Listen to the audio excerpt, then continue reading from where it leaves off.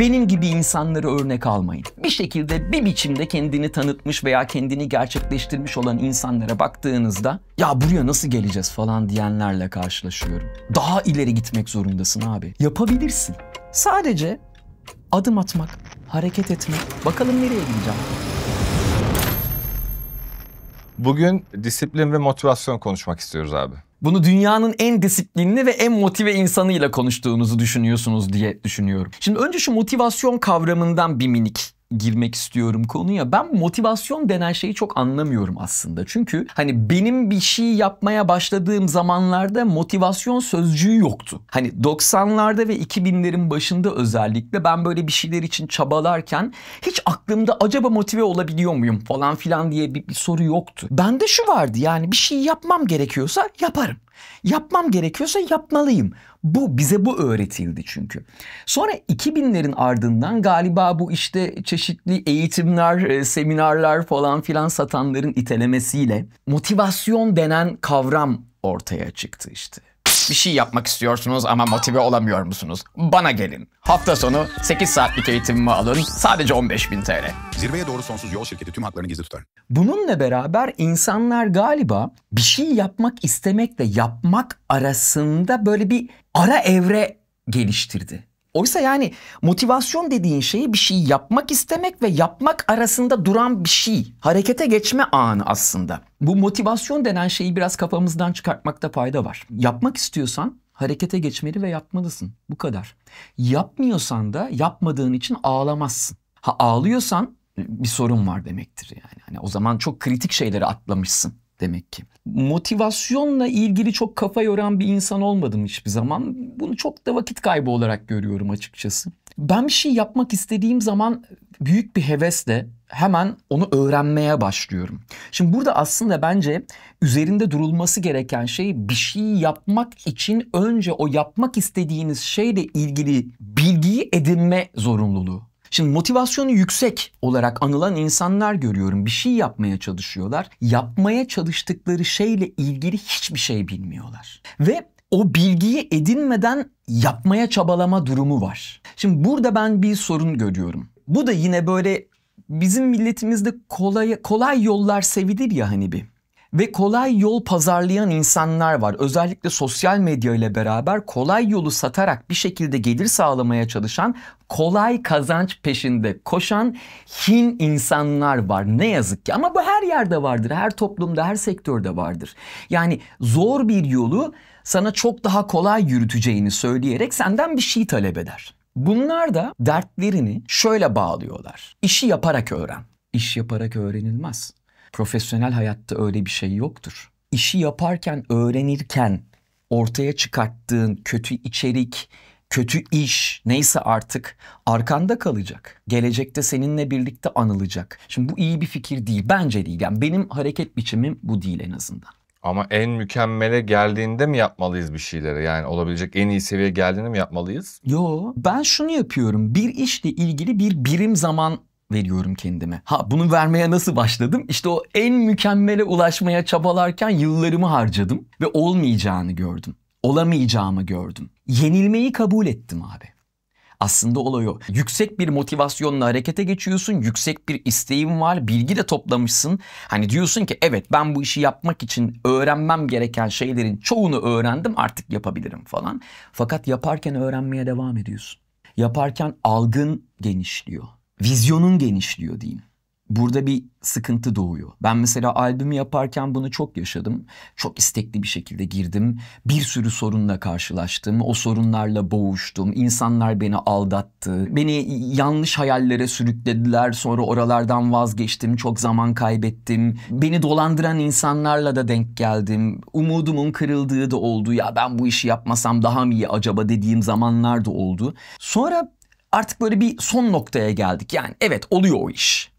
Ve orada vokal kayıtları sırasında ve mix sırasında bunu çok yaşadığımı hatırlıyorum. Ya mix'i yapıyoruz, yaparken harika, muhteşem, bayıldık, bitti bu iş falan diyoruz, tamam mı? İşte mastering'e gitmeden 2 hafta sonra bir daha dinliyoruz. Ya diyorum, yani bu vokali acaba şey mi yapsın, şöyle mi yapsaydık falan. Neden? Çünkü o işi yaparken ben gelişmişim, benim kulağım gelişmiş, yeni şeyler öğrenmişim, yeni şeyler duymaya başlamışım falan. Abi böyle 6 kere falan vokal kaydettim, 5 kere falan mixledik bütün albümü. Erim sağ olsun dünyanın en tatlı ve sabırlı insanı, fakat bir baktım ki olacak gibi değil yani, bu şekilde bu iş bitmez. Yüksek bir motivasyona sahipseniz muhakkak kararlı olmak zorundasınız. O işe ayırdığınız birim zaman içinde o işi terk etmeyi bilmek gerekiyor. Öyle ya da böyle. O günün koşullarında senin yapabileceğin iş o demek ki. Bir sonraki işi buradan edindiğin tecrübeyle daha iyi yap. Çünkü bitmiyor. Bu bitmeyen bir şey. Hele ki işte sanatla ilgili ya da yaratıcılığa ihtiyaç duyan işler yaptığınızda kafa sürekli çalışıyor. Sürekli yeni bir hayal var. Sürekli daha iyisi var. Daima daha iyisini elde etmek mümkün aslında. Şu bence konseptinde bile. Ben oturuyorum burada bir şey anlatıyorum. Bu masanın daha iyisini bulmak mümkün. Işığa daha çok vakit ayırmak mümkün. Kurgu bilmem ne ben daha iyi konuşabilirim. Belki. Anlatabiliyor muyum? Ne yapıyoruz abi? Bir şey çekiyoruz. Samimi, tatlı bir yerde bırakıyoruz. Sonra yayınlıyoruz. Bu. Disiplinli olmak demek katı kurallar koymak mı yoksa kendini tanımak mıdır? Bence her ikisi de. Kendini tanımadan nasıl disiplinli olabilirsin ki? Ya mesela ben gece çalışmayı çok seviyorum. Hani sabah 5'te uyanıp yüzümü soğuk suyla yıkayıp soğuk duş almıyorum ama gece 3'te 4'te hala ayaktayımdır ve çalışıyorumdur. Disiplinsiz miyim sence? Anladım. Şimdi burada aslında şöyle bir durum var. Belli kavramları çoğulun saptamalarına göre kabul ediyoruz ya. Mesela disiplin nedir? Pek çok insana sorduğunuzda işte sabah belli bir saatte uyanmak, belli bir zamanda belli bir işi yapmak, işte spor yapmak, doğru beslenmek, işte her gün 7 saat uyumak falan filan. Ben öyle bir insan değilim belki. Verimli olma biçimim bu değil belki. Çünkü her insan bir değil. Ben eğitim sistemini de bu konuda çok eleştiriyorum. Bütün çocukları aynı yönden denetime tabi tutan bir sistemimiz var. Anlıyorum bir standart sağlanmaya çalışıyor ama yani müzikal yeteneği olan bir çocuktan matematikte başarılı olmasını beklemek çok da anlamlı gelmiyor bana. Neyse konuyu dağıtmayayım. Şimdi disiplin kavramını ben bayağı bir kurcaladım. Benim çünkü çok farklı bir hayatım oldu. Ben çocukken işte TRT'de falan filan orada burada stüdyolarda iş yapıyordum. O yüzden sabah okula gitmek durumundaydım. Yani sabah işte 7'de okula gidiyorum, saat 12'de okuldan çıkıyorum, saat 1-1:30 gibi stüdyoda oluyorum. Ya mikrofon başındayım ya kamera önündeyim. Bütün öğrencilik hayatım böyle geçti.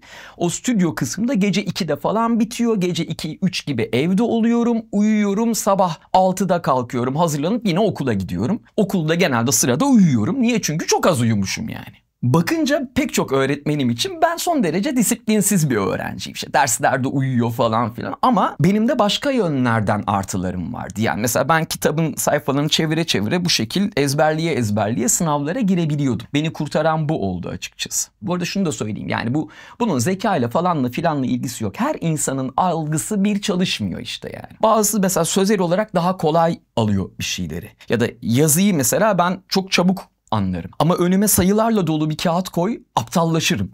Ne oluyor? Bir de paniklemeye başlarım. Çünkü anlayamamak beni panikletiyor. Şimdi disiplinle ilgili kendinize bir inanç geliştiremezseniz eğer başarısızlığı kabullenmiş bir bireye dönüşebilirsiniz. Bu çok tehlikeli.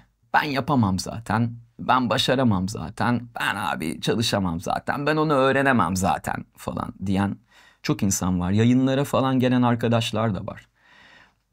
Böyle bir şey yok. Bir insan gerçekten bir şeyin üzerine çökerse ve o alanda hakikaten çok büyük bir sorunu yoksa diyeyim. Bu konuda kendine sınırlar koymamakta fayda var diye düşünüyorum. Disiplin konusuna gelince ben de senin gibiyim biraz. Mesela benim de kafam geceleri çok yerine gelir. Ama kendimde şeyi gördüm. Belli özel alanlar buldum. Mesela duşta benim kafam çok iyi çalışıyor. Acayip iyi çalışıyor. Yani yeni fikirler geliyor bilmem ne. Bir de hani bizim milletimizin aklı tuvalette gelir falan filan diye bir muhabbet de var ya, o da doğru. Mesela benim Her yerde not tuttuğum kağıtlar vardı bir ara. Sonra akıllı telefonlar çıktı Allah'tan. Şimdi telefona yazıyorum tıkır tıkır. Ve çok fikir birikiyor bu şekilde. Bir dönem şeye çabaladım. Var ya bu internette falan çok içerik yapıyorlar işte. Sabah 4'te kalk, bilmem ne sporunu yap. Saat 9'a kadar maillerini cevapla, işini yap. Saat 11 ile bilmem ne arasında kahvaltını et. Saat 12 ile 2 arası böyle kısa bir NLP uykusu uyu. Ondan sonra işine odaklan ve devam et. Gece 10'da tekrar uyu falan. Abi yok. Denedim ben onu bak. Denedim. Olmuyor. Olmadı. Bende olmadı yani. Çok gülüyorum ben. Sabah 6'da uyanırım. Fiskimi içerim. Sonra sekretere giderim. Sabah havalisleri okuruz. onun gibi bir hayat yani. Bir koştu değil mi? Evet, bir koştu. Rahmetli ya. Abi yani onu bak, onu yapabilene saygım sonsuz. Muhteşem. Ama bende yok o. Bende olmuyor. Bir de benim öyle bir hayatım yok abi. Ya siz biliyorsunuz benim hayatım iyi kötü şimdi. Yani ben nasıl 10'da uyuyacağım pardon? Her gün net 10'da nasıl uyuyabilirim ben? Haftanın 4 gecesi dışarıdayken falan yani böyle bir imkan var mı? Yok. Ama bu arada çok kritik işler yapıyorum. Mecburum ben o işleri doğru yapmaya. Bir de benim yaptığım işler kayıt altında. Yani yaptığım işi eğer doğru yapmazsam, başkası bilmez onu doğru yapıp yapmadığımı. Onu bir ben duyarım muhtemelen ama benim biliyor olmam beni çok kırar. Şimdi disiplin dediğimiz şey bende burada çalışıyor işte. Ya nasıl bir hayatın olursa olsun, ne koşullarda yaşarsan yaşa, yapman gerekeni elinden gelen en iyi şekilde yap. Ve yapman gereken şeyi yapman gerektiği gibi yapmanı önleyen ne varsa ortadan kaldır. Açık söyleyeyim, bu insanlar da olabilir. Yaşam biçiminizdeki çeşitli unsurlar da olabilir. Bir ara deli gibi kola içiyordum. Çok severim kolayı. Sonra 15 sene kadar önce dedim ki bir dakika, bu böyle olmaz. Bu da bana zarar verecek. Yani tamam, şu anda hiçbir sorun yok. Harikayız. Bir de enerji veriyor falan. Sürekli şeker yüklüyorum. Kafa zehir gibi çalışıyor. Ama 10 sene sonra bu kadar şeker yüklediğim bir vücut acaba ne hale gelecek deyip tak diye bir günde kestim attım. Yani şimdi keyif amaçlı belki böyle haftada bir kutu içiyorum da yani dikkat etmek gerekiyor. Bu disiplin konusunda enstrümanı doğru kullanmak da çok önemli. Bakın, sahip olduğumuz tek şey bu. Şu gördüğünüz şey. Ben böyle çok yakışıklı falan filan bir adam değilim. Genelde aynaya baktığımda kendimi bir eleştiririm. Gözün şöyle, yüzün böyle, burnun şöyle, saçında berbat falan filan. Ama malzeme bu. Malzeme bu hocam. Bunu iyi kullanacağız. Olabilecek en iyi şekilde kullanacağız. Disiplinle ilgili özellikle böyle bir belirtmek istediğim bir şey var. Spor kısmı. Şimdi biliyorum bu konuda çok konuşuluyor. Böyle beylik laflar etmeyeceğim ama şunu bilin. Spor sizi öyle bir kanala sokuyor ki kendi bedeninizle ilgili bireysel farkındalığınızı çok yükseltiyor. Bu bireysel farkındalığın yükselmesi sonucunda bedenini yapılandırmaya başlıyorsun. Size bir şey diyeyim mi? Bir insanın kendi bedeninde bir şeyleri değiştirebildiğini gördüğü an, onun hayatında kendini gerçekleştirmeye başladığı andır. Hakikaten inanılmaz bir uyanış o. Ve hayatımın işte 15 neredeyse 20 senesi ben böyle yoğun spor yaptım. Hatta bazı günler çift antrenman falan girerek. Düşünün, çok yoğun çalışıyordum. Böyle 2 saat aram oluyordu, bir antrenman daha giriyordum. Çıkıyordum, tekrar stüdyoya giriyordum falan yani. O tempoda günde 3 saat 4 saat uyuyorum ama o antrenmanlar yapılıyor. Kendinizi o kadar seviyorsunuz ki. Çünkü şey var içinde, başarıyorum ya, bir şey yapıyorum durumu var. Bir yandan da vücut böyle değişmeye başladığında şey oluyorsun. İyiyiz ya falan demeye başlıyorsun. Ve bu gerçekten bir disiplin getiriyor. Hayatında seni zapturapt altına alan bazı şeyleri korumak ve seni zapturapt altına alan bazı şeylerden kurtulmak gerekiyor. Aslında genel çerçevede baktığımızda motivasyon işin pusulası. Disiplin de yakıt. Gibi, evet. Disiplin seni o yolda tutan şey. Motivasyon değil. Motivasyon bir ateşleyici. Disiplin senin istediğin hedefe ulaşana kadar devam etme gücün aslında. Yani bunun zamanla falanla filanla ilgisi yok yani. Sabah kaçta kalktığınla, günde kaç saat çalıştığınla falan hiç ilgisi yok. Ama akışta kalmak diye bir şey var. Bir şeyi yapmaya devam etmek çok önemli bir şey. Hayatta her zaman umutsuz anlar oluyor. Hayatta her zaman yorulduğun, canının çok sıkıldığı, hayallerinin kırıldığı, kalp kırıklıklarının böyle içine battığı anlar oluyor. Hepimizin böyle bir eşref ve eşek saati oluyor ya.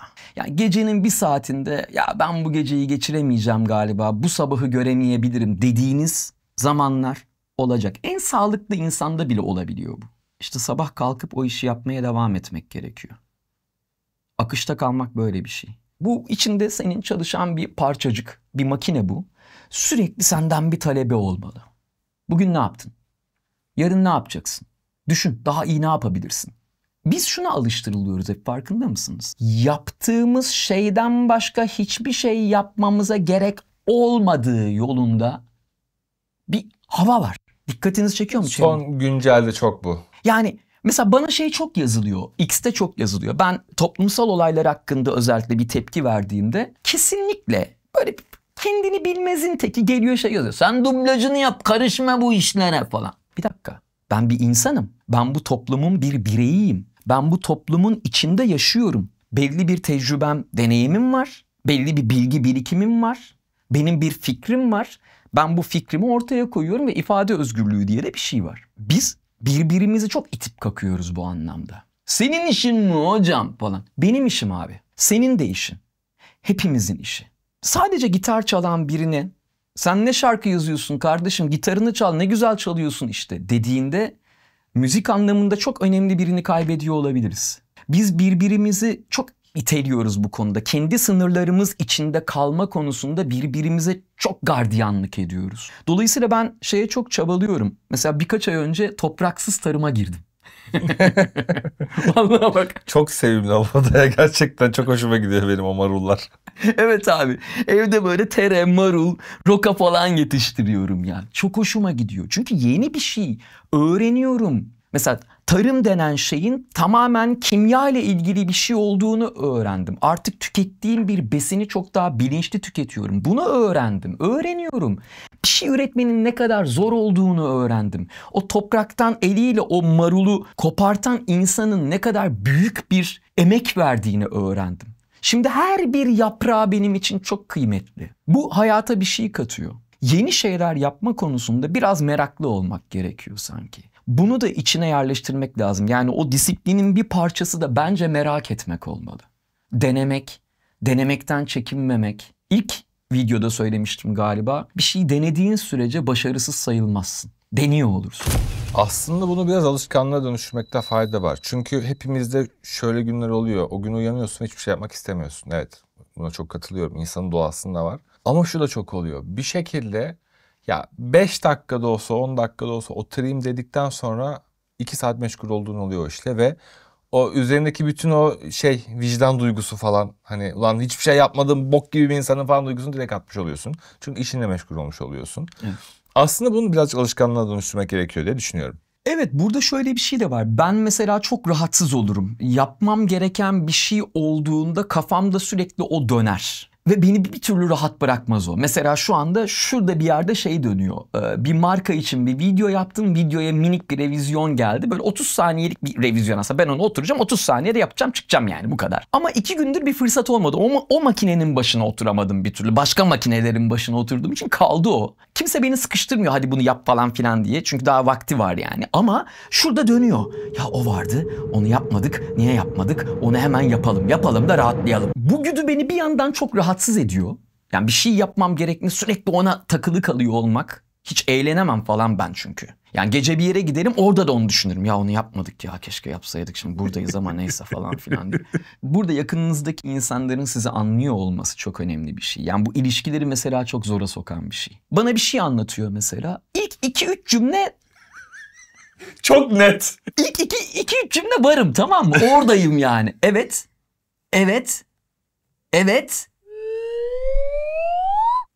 Bu arada bir şey sormuş bana. Ne düşünüyorsun bu konu? Hangi konuda falan? Sen beni dinlemiyor musun? Ya dinliyorum. Çok kötü ya gerçekten. Abi yani bu konuda gerçekten biraz çevremizden anlayış görmemiz gerekiyor sanırım. Çünkü ben bunu değiştiremiyorum. Vallahi değiştiremiyorum. Ya bu kusur mu bilmiyorum, olabilir. Ama benim yapım bu. Ben kendimi bildim bileli çalışıyorum ve benim için en önemli şey çalışabiliyor olmak. En azından üretebiliyor olmak, düşünebiliyor olmak. Bazen şey de oluyor. Hiçbir işim yok. Yapacak hiçbir şey yok. Yani düşünmem gereken hiçbir şey yok. Mesela tatildeyim. Korkunç, tatilden nefret ediyorum. Tatillerden nefret ediyorum. İnanılmaz geriliyorum tatilde. Bir şey yapmamam lazım ya. Hatta benim öyle atıldığım bir tekne var. Abi işte böyle bundan bayağı 15-17 sene önce arkadaşlarla tekne kiralamışız. İşte güzel koylarımızdan birinde böyle takılıyoruz. Her gün birbirinin aynı geçiyor. İşte sabah kalkılıyor, kahvaltı ediliyor. İşte güneşleniliyor, denize giriliyor. Öğle yemeği güneşleniliyor, denize giriliyor. Akşam yemeği eğleniliyor falan filan. Uyunuyor, kalkılıyor, aynı. Sıfır sorumluluk, her şey çok güzel, her şey baştan ödenmiş, bitmiş falan filan. Yani biz bir hafta oradayız. Fakat sorun şu, abi ben kurtlu bir adamım. Ben korkunç bir insanım bu anlamda. Orada fark ettim zaten. Dedim benim bir daha tekne tatili yapmamam lazım. Bir daha çıkamıyorsun dışarı. kaçamıyorsun ya, bir de böyle hep oradasın yani. Abi neyse, teknenin böyle işte ön tarafında millet böyle güneşleniyor falan. Ben de yanlarında böyle oturuyorum, tamam mı, şezlongda. Elimde bir bardak bir şey var, şu şekil sallanıyorum. Diyorum ki ya, diyorum ne kadar boş duruyoruz, hiçbir şey yapmıyoruz. Çok boşa vakit harcıyoruz. 3 gündür güneşin altında yatıyoruz, hiçbir şey olmuyor. Ne anlıyorsunuz ya bu kadar güneşin altına yatmaktan? Zaten ultraviyole ışınları bizi mahvediyor. Bakın bunların hepsi bize deri kanseri olarak falan dönebilir. Bak dikkat edelim, bu kadar güneşte yatmayalım, çok rica ediyorum. Bir iş yapalım, en azından bir şeyler yazalım. Bak ben gitar getirdim, bir şarkı yapalım mı? Ben senin şarkı çalayım mı? Abi ben böyle milleti yemişim. Artık ne kadar yemişsem yani 3 gün. Böyle 2-3 kişinin diye böyle kalktığını hatırlıyorum. Böyle beni paket edip tekneden aşağı attılar. Bayağı bir süre sudan çıkmama izin vermediler. Tatil yap be falan diye böyle. Geçen hafta konuştuk böyle bir şeyi. İşte Beyza şey dedi. Ya dedi sen bir 3-5 gün Ankara'ya falan git bari, bir hani bir kafayı dinlendir. Çünkü ben bayağı bu ara çok hani depresif bir zaman geçiriyorum. Paralize oldum biraz, işte yaşanan olaylar falan filan. Şimdi anmayayım, kimsenin keyfini kaçırmak istemem ama sen bir 3-5 gün git de kafam bir rahatlasın. Çünkü Ankara'yı çok sevdiğimi biliyor. Ben şey dedim böyle, niye gideyim ki, kendimi de oraya götüreceğim. Bazen bu böyle düşünüyorum. Mesela geçen bir ay önce ya dedim 3-5 gün Budapeşte'ye gitsem mi falan filan. Sonra şunu düşündüm. Bu kafayı da oraya götüreceğim. Ne anlamı var ki o kadar para harcayacağız falan filan. Ben orada da aynı şeyleri düşünmeye ve kendime hayatı zehir etmeye devam edeceğim. Yok dedim, otur işini yap koçum. Oturdum öyle çalışmaya devam ettim. Bu çok büyük bir sorun ve ben bu konuda gittikçe daha sıkıntılı bir adam olmaya başladığımı fark ediyorum. Bunu çözeceğim. Mesela benim bugünümün derdi bu. Kafamı belli bir birim zaman için en azından, hani demin dedim ya, bir işe bir birim zaman vakit ayırıyorum ve o birim zaman içinde yapıp bitirmeye odaklanıyorum diye. Abi o bir birim zamanda da kendime odaklanmam lazım. İnsanız biz. Yaşayan, hisseden ve hissettiği için bir şeyleri daha farklı yapabilen canlılarız. Yoksa yapay zeka zaten hepimizin her işini yapacak çok yakında. Ama yapay zeka hiçbir zaman hissetmeyecek. O hissedişten gelen kusurluluk, evet bu taklit edilebilir. Şu an mesela kameralar yapıyor. İşte diyorsun ki 35 milimetre film grain'i bas görüntünün üzerine. İşte After'da, Premiere'da var öyle pluginler, yapıyor. Ama o 35 milimetre film mi? Değil. Dolayısıyla o kusurluluk, o organik gariplik hala bize özgü ve bunun modellenmesi falan filan imkansız. Bunu kaybetmemek lazım. Prodüksiyon şirketinde çalışıyorum. Ben de şimdi hep şeyin ezikliği vardı. Ben tabii internetten öğrendiğim için her şeyi. Çalışma arkadaşlarımın hepsi birkaç yıldır sektörde ve hani okullu insanlar, okullarını okumuş insanlar ve çok uzun süredir kamera, prodüksiyon böyle şeylerle haşır neşirler. Benim de hayatımın son 1 yılı kameralar var ve çok ezik hissediyorum. O yüzden içinde yoğun bir çalışma aşkı oluyordu. İşte sabah işe gidiliyor, mesai bitiyor, işte 6'da 7'de eve geliyorum. Bir saat yemek arası verdikten sonra oturup abi YouTube'dan After Effects, Premiere neyse, hobi fotoğrafçılığı yapıyordum. Çektiğim fotoğraflarda retouch denemeler yapıyordum falan filan. Bir süre sonra o burnoutlar olmaya başladı ve şunu fark ettim. Daha doğrusu şunu uygulamaya başladım. Abi çarşamba günleri akşam ve cumartesi tam gün asla çalışmazdım. Çok iyi fikir. Dünya yansa bile. Ama onun dışında mesela gerçekten sabahleyin 8'de uyanıyorsam, 9'da mesai başlıyorsam gece 12'ye 1'e kadar mesai bittikten sonra dahi işte kendimi geliştirmek üzere çalışıyordum ve genel olarak özet bir şekilde hayat hikayemi birisine anlattığımda işte şu yılda işe başladım, şu kadar yıl sonra senior oldum, şundan sonra şef oldum, şundan sonra ayrılıp kendi şirketimi kurduğumu anlattığımda ulan ne kadar hızlı ilerlemişsin, hani çok hızlı yükselmişsin diyorlar. Bunu şuna benzetiyorum. Bir insan ortalama bir insan bir yıl içerisinde 10 kilometre yol kat ediyorsa ben 15, 17, 18 kat etmeye çalışmışım ki ya da bunu becerebilmişim ki o kadar hızlı yükselebilmiş aslında. Ve bunun yolu da aslında işi bağlamaya gerekirse o çalışma disiplini, motivasyonuyla beraber geçiyor. Peki bir şey soracağım sana. Dönecek bir yerin var mıydı? Yok abi. No yani asla. Mecburdum. İşte o yüzden hızlı koşmuşsun. Dönecek bir yeri olmayan insanların bir yandan çok depresif ve zor bir yerleri var kalplerinde. Bir yandan da kırılmaz bir iradeleri, inanılmaz bir çalışma azimleri var. Bana 2012 yılında bir röportajda bir soru sorulmuştu. Dedik ya bu nasıl bir kariyer? 86 yılında başlıyor. Bugüne kadar bir an olsun durmadan lokomotif gibi gitmişsin. Hep de yükselmişsin. Nasıl oldu bu? Dedim ki dönecek bir yerim yoktu. Başarısız olduğumda arkamı dönüp gidecek bir yerim yoktu. Benim arkam hep uçurumdu abi. Yani benim adım atıp da terk edip geldiğim yerler hep bir daha asla dönemeyeceğim yerler oldu. Bu bir yandan çok üzücü, bir yandan harika. Hani ilk bölümde galiba söylemiştim ya, zaman sana bir şeyi getirdiğinde seni buna hazırlamıştır. Hayat bize her zaman güzel şeyler getirmiyor. Yapacak bir şey yok yani. Ne yapalım, oturup ağlayalım mı? Yapacak bir şey yok. Bazen bir şehirde daha fazla kalamayacağını fark ediyorsun. O şehri çok sevsen bile. Bir daha oraya asla dönemeyeceğini biliyorsun ama yine de gidiyorsun. İşte o geldiğim yerde bir gün oraya keyif için gidebildiğimi fark ettiğim bir an var. Acayip tatlı bir an. Mesela sen şu an işte sadece çarşamba ve cumartesi geceleri çalışmıyorum, bu ay böyle yaşayacağım desen bunu yapabilirsin. Ve bunu son derece keyfi yapabilirsin. Çünkü hayatında bunu yapabileceğin yere geldin. Bunu hür iradenle seçebileceğin yerdesin. Zorunluluk olduğu için değil, canın öyle yapmak istiyor diye. İşte bütün o tükenene kadar çalışma halinin zorluğu, o işte uykusuz ve aşırı yorgun ve aşırı mutsuz, bitmiş halde yatağa düştüğümüz geceler var ya, işte bize bunu kazandırdı. O yüzden şunu söylemek istiyorum. Bu videoları da biraz bu yüzden yapıyoruz. Abi bugün hayatının başında olan birileri eğer bu videoları izliyorsa benim gibi insanları örnek almayın.